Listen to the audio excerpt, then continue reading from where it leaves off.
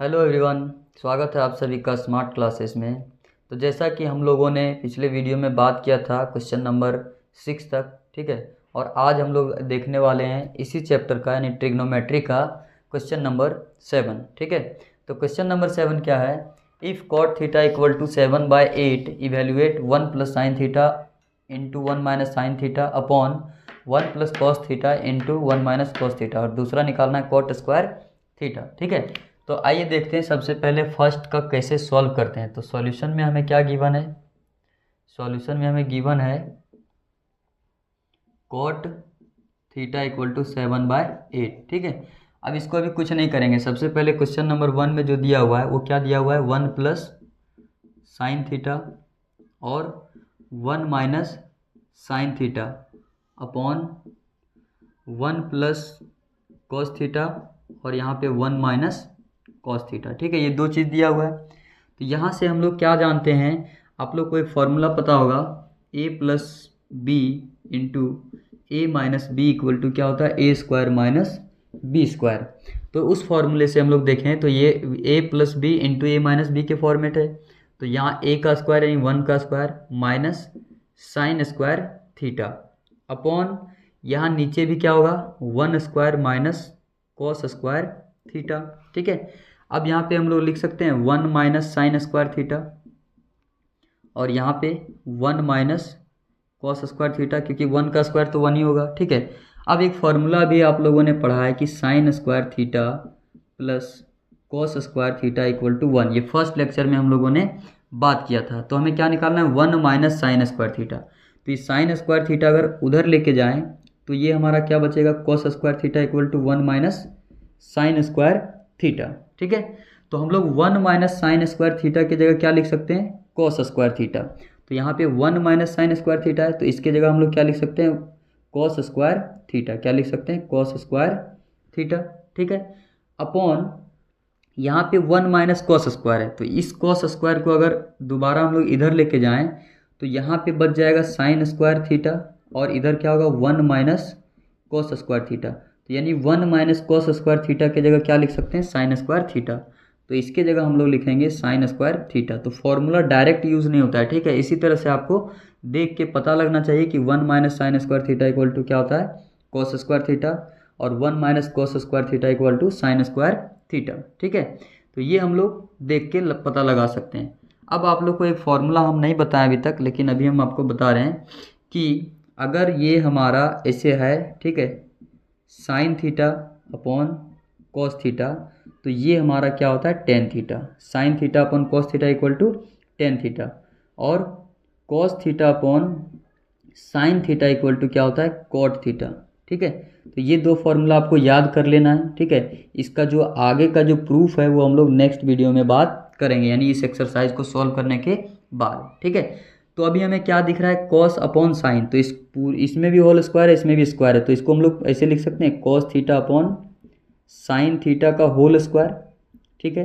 Whole square लिख दिए। और cos theta upon sign theta equal to क्या होता है? Cot theta. तो ये हम लोग यहाँ लिख सकते हैं कॉट थीटा का होल स्क्वायर। अब कॉट थीटा का वैल्यू दिया हुआ है, तो कॉट थीटा इक्वल टू क्या है? 7/8। तो यानी यहाँ रखना है 7/8 का होल स्क्वायर। तो 7 का स्क्वायर अपॉन में 8 का स्क्वायर हो जाएगा, तो 7 का स्क्वायर 49 और 8 का स्क्वायर 64। तो फर्स्ट का आंसर यही हो गया। दूसरा में अगर देखें तो सेकेंड में भी यही कोट स्क्वायर थीटा का ही आंसर पूछ रहा है। तो इनडायरेक्टली अगर देखें तो दूसरा क्वेश्चन भी हमारा सॉल्व हो चुका है, ठीक है। तो cot square theta equal to क्या होगा?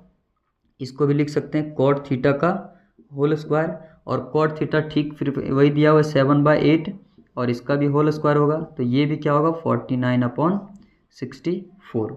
तो ये हमारा क्वेश्चन नंबर 7 है, ठीक है। आइए देखते हैं क्वेश्चन नंबर 8। तो हमारा क्वेश्चन नंबर 8 है, if 3 cot a equal to 4 check whether 1 minus tan square A upon 1 plus tan square A equal to cos square A minus sign square A और नॉट। हमें ये चेक करना है कि ये जो है इसके इक्वल है या नहीं, अगर हमें ये वैल्यू दिया हुआ है तो, ठीक है। तो हमें जो गिवन है वहीं से हम लोग लेके चलते हैं। तो हमें गिवन क्या है? 3 cot a इक्वल टू 4 दिया हुआ है, ठीक है। तो यहाँ से हम लोग देख सकते हैं कि cot a इक्वल टू क्या होने वाला है? 4/3, ठीक है। अब इसको हम लोग छोड़ देते हैं। अब हम लोग आ जाते हैं इसमें LHS में, ठीक है। तो लेफ्ट हैंड साइड में हम लोग देखते हैं क्या दिया हुआ है, 1 माइनस, अच्छा यहाँ पे टेन स्क्वायर या कॉट स्क्वायर है, तो यहाँ से हम लोग एक चीज़ और कर सकते हैं कि टेन ए का वैल्यू क्या होगा, टेन ए क्या आता है, कॉट ए का रेसिप्रोकल, तो यानी टेन इक्वल टू क्या हो जाएगा, 3/4, ठीक है। अब हम लोग LHS लेके चलते हैं। तो LHS में हमारा क्या है, 1 minus tan square A upon 1 plus tan square ए। तो इसको जब हम लोग सॉल्व करेंगे तो 1 माइनस टेन ए की जगह क्या रखेंगे, 3/4, और इसका स्क्वायर है तो इसका भी स्क्वायर करेंगे।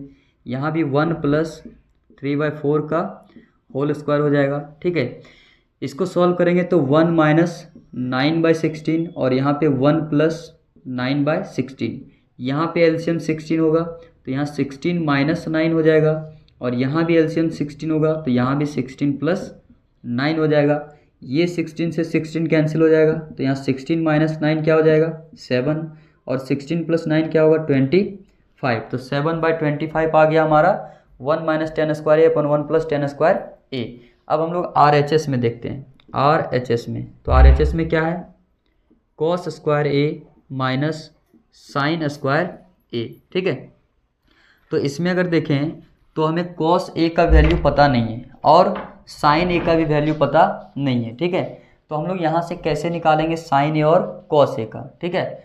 तो हम लोग यहाँ से देखें तो इसमें tan a दिया हुआ है, ठीक है। तो हमें सबसे पहले एक ट्राइंगल ड्रॉ कर लेना होगा, ठीक है। तो एक ट्राइंगल अगर हम लोग ड्रॉ करेंगे तो यहाँ से हमारा a, ठीक है, एंगल ए मान लेते हैं, ये b है और ये c है, ठीक है। तो tan a, तो इस एंगल के रिस्पेक्ट में tan थीटा इक्वल टू ये क्या होता है, परपेंडिकुलर अपॉन बेस। तो इस एंगल के रिस्पेक्ट में ये परपेंडिकुलर हो जाएगा, ये बेस हो जाएगा। तो बेस इक्वल टू हमारे यहाँ क्या है, 4, और परपेंडिकुलर इक्वल टू 3, ठीक है।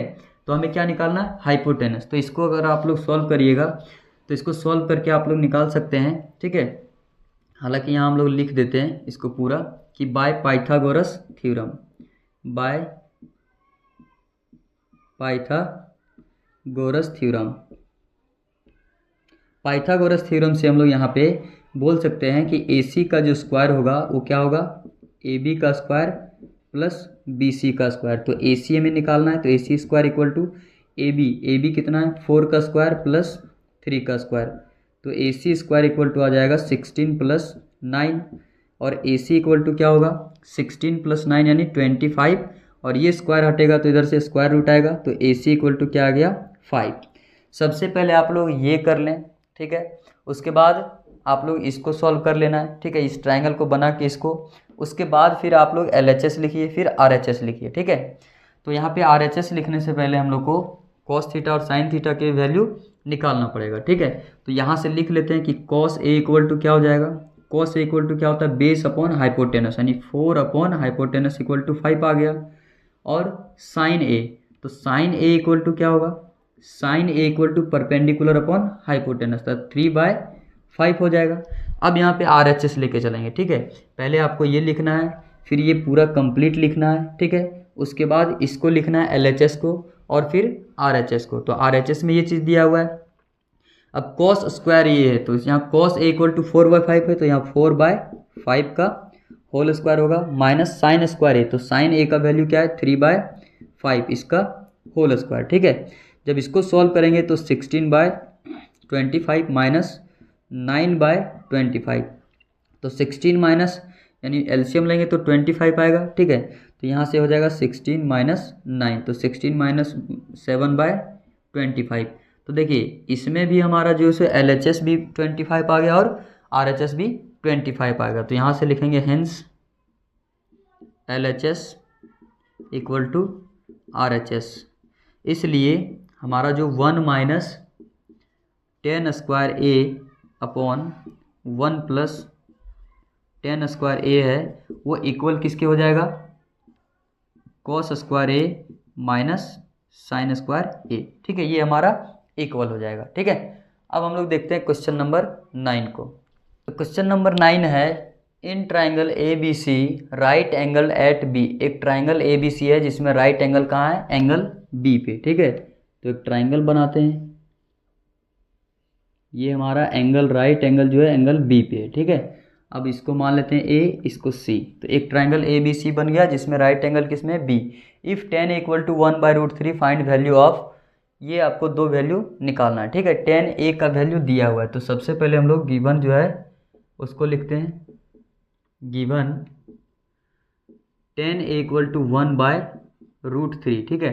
तो यहाँ से हम लोग इसको क्या बोल सकते हैं, परपेंडिकुलर अपॉन बेस, यही होता है, ठीक है। tan ए इक्वल टू यानी परपेंडिकुलर इक्वल टू 1 और बेस इक्वल टू √3। तो यहाँ पे हम लोग एंगल ए दिया हुआ है, तो एंगल ए के रिस्पेक्ट में ये हमारा क्या हो जाएगा, परपेंडिकुलर, तो परपेंडिकुलर इक्वल टू 1 हो जाएगा, और ये हमारा √3 यानी बी, तो बेस इक्वल टू कितना हो जाएगा, √3। अब हमें हाइपोटेनस निकालना पड़ेगा, क्यों, क्योंकि साइन ए चाहिए, और साइन और कॉस में हमें पता है कि हाइपोटेनस चाहिए ही चाहिए। तो यहाँ से सबसे पहले लिखेंगे bye Pythagoras theorem. Pythagoras theorem से हम लोग यहाँ से देखेंगे, क्या देखेंगे कि जो AC का स्क्वायर होता है वो AC का स्क्वायर क्या होता है, इन दोनों के स्क्वायर के सम के इक्वल होता है। तो यहाँ से AB square plus BC square हो जाएगा, तो AC स्क्वायर निकालना, इसको रहने देते हैं। AB इक्वल टू कितना दिया हुआ है, √3, तो यहाँ पे √3 का स्क्वायर हो जाएगा, प्लस BC इक्वल टू 1 है, तो 1 का स्क्वायर, ठीक है। तो AC स्क्वायर क्या होने वाला है, √3 का स्क्वायर 3 होगा, प्लस 1 यानी 4, ठीक है। तो AC इक्वल टू क्या होगा, √4 हो जाएगा, क्योंकि जब स्क्वायर हटेगा तो उधर स्क्वायर रूट आएगा, और AC इक्वल टू यहाँ से हमारा 2 आ गया, ठीक है, क्योंकि 2 का स्क्वायर रूट क्या होता है 4 है ना, सॉरी 4 का स्क्वायर रूट क्या होता है 2 होता है, ठीक है, और 2 का स्क्वायर 4 होता है। तो AC इक्वल टू क्या आ गया 2, AC यानी हमारा ये हो गया H इज इक्वल्स टू 2, ठीक है। तो हमें AC पता चल गया, AB पता चल गया और BC पता चल गया। अब हमें क्या निकालना है, साइन A कॉस A और साइन C। तो यहाँ से हम लोग लिखेंगे नाउ, सबसे पहले निकालते हैं साइन A इक्वल टू, तो साइन A इक्वल टू क्या होगा, इस एंगल के रिस्पेक्ट से साइन थीटा इक्वल टू क्या होता है, परपेंडिकुलर अपॉन हाइपोटेनस, तो 1 अपॉन क्या हो जाएगा 2, तो साइन A इक्वल टू 1/2 हो जाएगा। और कॉस A इक्वल टू क्या होगा बताइए, कॉस A, इस एंगल के रिस्पेक्ट में कॉस A इक्वल टू क्या होगा, base upon hypotenuse B/H। First lecture देखने के बाद आपको उसको बढ़िया से याद करना है कि इस एंगल के रिस्पेक्ट में क्या होता है, ठीक है। तो बेस अपॉन हाइपोटेनस यानी √3/2, तो यहाँ से हो जाएगा √3/2, ठीक है। इसी तरह से अब हमें क्या निकालना है, साइन C, तो यहाँ पे हम लोग साइन C भी निकाल लेते हैं। तो साइन C इक्वल टू, अब इस एंगल के रिस्पेक्ट में ये हमारा बेस हो जाएगा, सॉरी परपेंडिकुलर हो जाएगा, और ये हाइपोटेनस, तो साइन C इक्वल टू क्या हो जाएगा, इसके सामने का अपोजिट साइड लेना है अपॉन हाइपोटेनस, तो अपोजिट साइड क्या हो जाएगा √3/2, तो साइन C इक्वल टू होगा √3/2, और वहीं कॉस C इक्वल टू क्या होगा, कॉस C, तो इस एंगल C के रिस्पेक्ट में ये हमारा एडजेसेंट साइड अपॉन हाइपोटेनस होता है, तो एडजेसेंट साइड इक्वल टू कितना है 1, तो अपॉन हाइपोटेनस इक्वल टू 2। तो ये हमारा sine A cos A sine C cos C का वैल्यू निकल गया। अब हमें इसमें क्या करना है, वैल्यू पुट करना है और इसका आंसर निकाल लेना है, ठीक है। तो फर्स्ट क्वेश्चन क्या है हमारा, sine A into cos C plus cos A into sine C। तो साइन A की जगह क्या है 1/2, तो इसके जगह रखेंगे 1/2 इंटू कॉस C, तो कॉस C इक्वल टू क्या है 1/2, तो यहाँ भी 1/2 ही होगा, प्लस है तो प्लस दे देंगे। Cos A equal to value क्या निकालने अभी √3/2, तो यहाँ क्या हो जाएगा √3/2 इंटू साइन C, तो साइन C इक्वल टू √3/2, तो यहाँ पे क्या हो जाएगा √3/2। अब इसको मल्टीप्लाई करेंगे तो 1/4, और यहाँ √3 इंटू √3 क्या होगा 3/4, इसको ऐड कर देना है, ठीक है। तो यहाँ से एलसीएम क्या आएगा 4, तो 1 + 3 यानी 4/4, और इसको कैंसिल करेंगे तो 1, तो इसका वैल्यू पहला का क्या आ गया 1। सेकेंड वैल्यू अगर देखें तो सेकेंड क्वेश्चन क्या है, cos A into cos C minus sine A into sine C। आप लोग आगे क्लास में जाके पढ़िएगा कि इसका एक फॉर्मूला होता है कि cos A into cos C equal minus sine A into sine C क्या होता है कॉस A प्लस C, ठीक है। और इसी तरह से इसका जो फॉर्मूला होता है वो क्या होता है साइन A प्लस C, ठीक है। तो ये आपको क्लास 11th में मिलेगा, अभी आपको ये नहीं पढ़ना है, ठीक है, बस जानकारी के लिए मैंने बता दिया, ठीक है। तो cos A इक्वल टू क्या दिया हुआ है, √3/2, तो यहाँ पे क्या रखेंगे, √3/2 into cos C equal to क्या है 1/2, तो यहाँ 1/2 रखेंगे, माइनस sin A, तो sin A इक्वल टू क्या है 1/2, तो 1/2 into sin C equal to क्या है √3/2। अब इसको मल्टीप्लाई करेंगे √3 इंटू 1 तो क्या आएगा √3/4, माइनस इसको मल्टीप्लाई करेंगे तो √3/2 इंटू 2 4। तो ये देखिए दोनों सेम है, तो ये दोनों क्या होगा, कैंसिल आउट हो जाएगा, तो इनका आंसर क्या आएगा 0, ठीक है। तो इस तरह से हम लोग क्वेश्चन नंबर 9 को सॉल्व कर लिए, ठीक है। अब हम लोग देखते हैं क्वेश्चन नंबर 10। क्वेश्चन नंबर 10 है, in triangle PQR right angle at Q PR plus QR equal to 25 centimetre and PQ equal to 5 centimetre, determine the value of sine P cos P and tan P, ठीक है। हमें ये directly नहीं दिया हुआ है, लेकिन कुछ हमें इन्फॉर्मेशन दिया हुआ है, इसके अनुसार हमें साइन P cos P और tan P का वैल्यू निकालना है, ठीक है। तो सॉल्यूशन में हम लोग देखते हैं PR plus QR equal to 25 centimetre, ये हमें गिवन है, और हमें क्या गिवन है, और हमें गिवन है PQ इक्वल टू 5 सेंटीमीटर, ठीक है। तो अगर हम लोग एक ट्राइंगल बना लें, एक ट्राइंगल, तो इसमें बोल रहा है राइट एंगल एट Q, तो एंगल Q पे क्या है, राइट एंगल, बाकी हम लोग P यहाँ लिख लेते हैं, R यहाँ लिख लेते हैं, ठीक है। अब हम लोग इसमें क्या कर लेते हैं, कुछ भी कंसीडर कर लेते हैं, मान लेते हैं कि ये हमारा PR जो है, सो ये PR, लेट इसको नहीं भी मानेंगे तब भी चलेगा, ठीक है। तो let PR equal to X, ठीक है, PR इक्वल टू क्या हो गया X। अगर PR इक्वल टू X है तो यहाँ से क्या बन जाएगा X plus QR equal to 25 centimetre, और QR इसको X सेंटीमीटर, ठीक है, इक्वल टू क्या हो जाएगा X 25 माइनस X सेंटीमीटर। तो ये हमारा QR आ गया। अब हम लोग पाइथागोरस थ्योरम लगाते हैं, ठीक है। तो बाय पाइथागोरस थ्योरम, क्योंकि हमें पता है कि PQ इक्वल टू कितना है, PQ इक्वल टू 5 सेंटीमीटर, इसका तो लंबाई पता है, लेकिन ये जो इसको PR प्लस QR यानी PR और QR इसका सम जो है वो 25 है, ठीक है। इसका अलग अलग वैल्यू नहीं दिया हुआ है, तो हमें ये पता करना पड़ेगा कि इसका क्या वैल्यू है, इसका क्या वैल्यू।